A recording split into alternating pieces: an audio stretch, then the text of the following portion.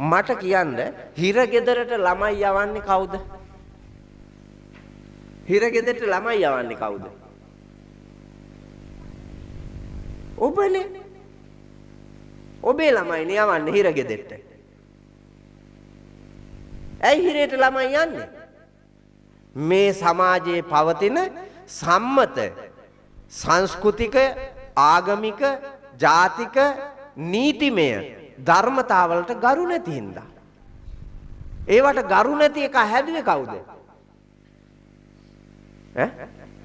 පුබ්බාචාර්ය මුල්ම ගුරු මාතාව අම්මා. ඒකෙන් පැනලා ගියාගිද පුතේ? ඒ වගකීමෙන් පැන්න හැකිද? පනින්න බෑ. ඔය ළමයින්ට ලැජ්ජ බය දෙක නැති කෙරුවේ අම්මා. අපි පොඩි කාලේ අඹ ගහේ කොස් ගහේ හරහට ගියපු අත්තක ලණුවක් බඳිනවා. ලණුවක් බැඳලා ඒකේ පොල් පිටි කෑල්ලක් තියෙනවා වාඩි වෙන්න. ඒකට නමක් තියෙනවා මොකක්ද? ඕන්චිල්ලා.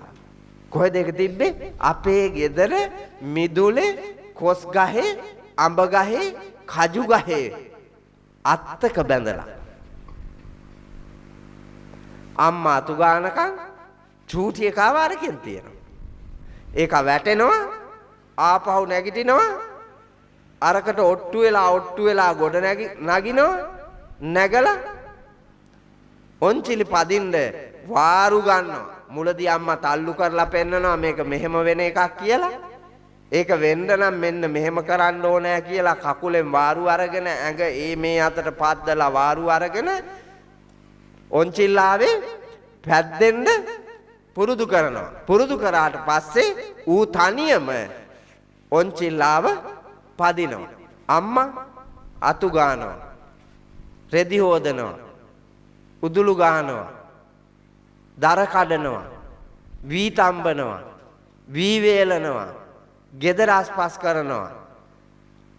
පුංචි එකා පරක් කරමින් නිර්මාණශීලී තමන්ගේ ශක්තියෙන් නැගිටින්න පුළුවන් මිනිහෙක් කරමින්ම අම්මා වැඩ අම්මගේ